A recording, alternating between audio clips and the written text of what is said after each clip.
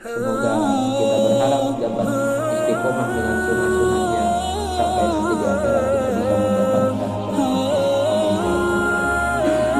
Jemaah rahimakumullah, Khatib ingin menyampaikan, meneruskan sebuah wasiat khutbah Jumat, yakni wasiat ketakwaan, agar kita sama-sama bisa meningkatkan ketakwaan dengan sebenar-benar takwa. Haqqa tuqatih.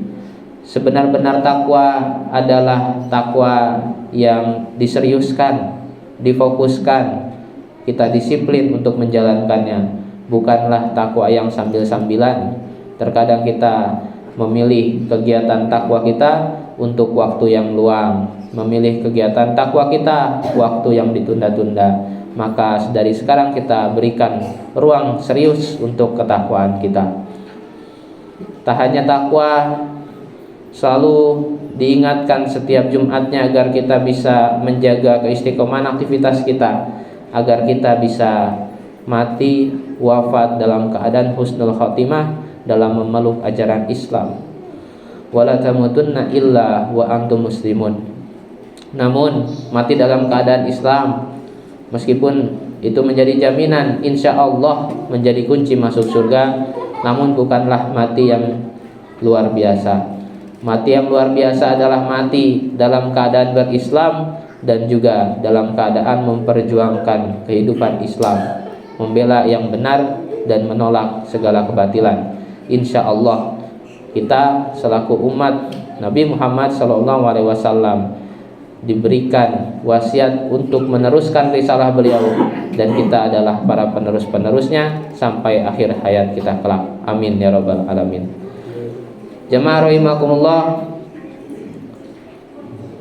setelah banyak diperhatikan oleh para pakar, ternyata ada banyak sekali kejadian-kejadian dan juga kesalahan-kesalahan generasi muda saat ini, berupa narkoba, pergaulan bebas, bahkan sampai yang membahayakan diri sendiri. Tidak heran sampai ada kasus bunuh diri. Yang menariknya adalah ketika dilihat penyebab utama dari semua kegagalan mendidik generasi itu adalah karena keluarganya. Karena keluarganya tidak menanamkan rumah yang tentram, tidak memberikan tempat yang nyaman, dan tidak menghadirkan orang-orang yang mau membimbing. Ternyata akar masalahnya ada pada rumah, ada pada keluarga. Lalu bagaimana agar kita bisa menghindari dan juga melahirkan generasi-generasi yang bisa terjaga, sebab mereka adalah yang memegang kunci masa depan. Pertama, seandainya jika ada kesalahan dalam komunikasi dalam anggota keluarga kita, baik itu suami kepada pasangan istrinya, baik itu seorang ayah kepada anak cucunya, maka janganlah langsung diadukan kepada orang yang bersangkutan. Coba adukan dulu kepada Allah. Karena prinsip yang pertama, mereka yang memperbaiki hubungannya dengan Allah, maka Allah akan memperbaiki hubungannya dengan makhluk lainnya. Seharusnya kita meyakini hal tersebut. Seandainya kita memperbaiki hubungan kita dengan Allah, maka siapapun itu di dalam rumah kita melihat aktivitas kita, maka mereka pun akan mengadukannya kepada Allah juga. Dan Allah Maha menyelesaikan segala masalah. Begitulah kita selaku hamba, punya yang bisa menyelesaikan masalah. Insya Allah apapun yang sudah Allah atur kepada kita, itu adalah pilihan yang terbaik buat kita. Lalu yang kedua, apabila di rumah kita terlihat tidak nyaman, terlihat bermusuhan, terlihat tidak ingin ada sebuah obrolan, maka jangan lihat bagaimana luarnya. Coba perbaiki, karena mungkin kesalahan ada pada dalam hatinya, ada pada dalam dirinya. Sebab prinsip yang kedua, mereka yang memperbaiki dalam dirinya, maka Allah akan memperbaiki luarnya. Begitulah kita selaku muslim seharusnya bersikap, berprinsip. Sebab hati kita yang menentukan kemana kenyamanan kita akan berlabuh. Termasuk juga ketakutan kita kepada Allah merupakan unsur dari perbuatan hati kita. Begitulah Allah Subhanahu wa taala pernah berfirman, innalladzina yakhshawna rabbahum bil ghaib. Dan sungguhnya orang-orang yang dia merasa takut kepada Rabb-nya bil ghaib, dalam keadaan bahkan tidak terlihat, bahkan tidak ada orang sama sekali yang melihat kita, tapi kondisi kita, hati kita merasa takut pada Allah, lahum maghfirah, baginya adalah ampunan, wa ajrun kabir, dan juga pahala yang sangat besar. Maka perbanyaklah perbaiki dalam kita, maka luar kita pun juga akan Allah bantu perbaiki. Minimal perbanyaklah berzikir atau perbanyaklah bertasbih, sebab tasbih itu adalah kalimat yang mudah diucapkan tapi berat dalam timbangan. Kalimatani khafifatani fil lisan, saqilatani fil mizan. Dua kalimat yang ringan dalam ucapan kita tapi berat dalam yaumil mizan. Subhanallah wa bihamdi, subhanallahil azim. Maka perbanyaklah ucapan tersebut dan tanamkan. Insya Allah Allah pun akan menanamkan keimanan kepada anggota keluarga kita, siapapun itu. Sebab kita berharap agar kelak anak cucu kita bisa mengikuti kita. Ada banyak sekarang anak tidak mau menjadi seperti ayahnya. Ada banyak seorang istri tidak mau berhubungan dengan suaminya. Karena apa?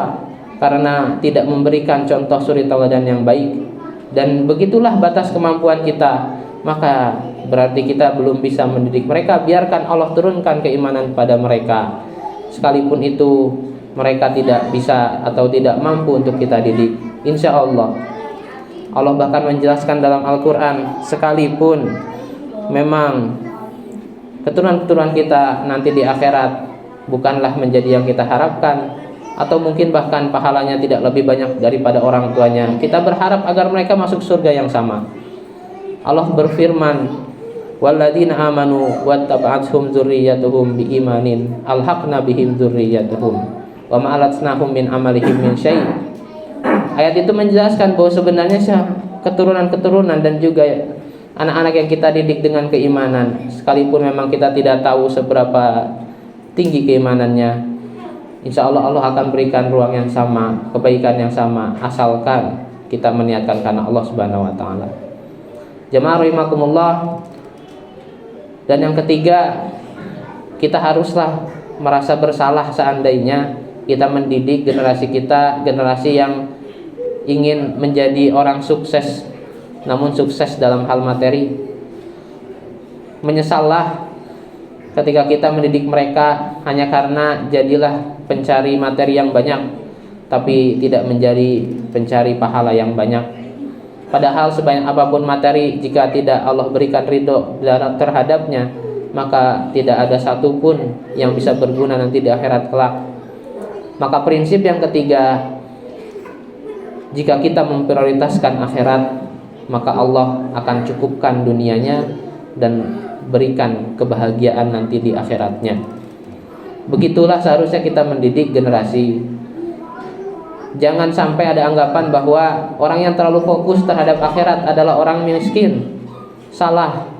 Justru orang miskin adalah orang yang diperbudak oleh dunia, orang yang hanya memikirkan hanya masalah dunia, terjebak hidup dan juga mati hanya untuk urusan dunia. Tidak ada hasilnya nanti di yaumil hisab. Jamaah rahimakumullah, didiklah mereka bahwa mereka harus mengenal Tuhannya, bahwa mereka harus mengenal Rabb-nya.